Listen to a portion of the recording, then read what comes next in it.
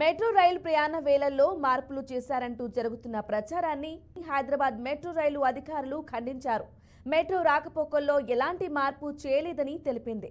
యథావిధిగానే ఉదయం 6 గంటల నుంచి రాత్రి 11 గంటల వరకు మెట్రో రైళ్లు నడుస్తాయని స్పష్టం చేశారు.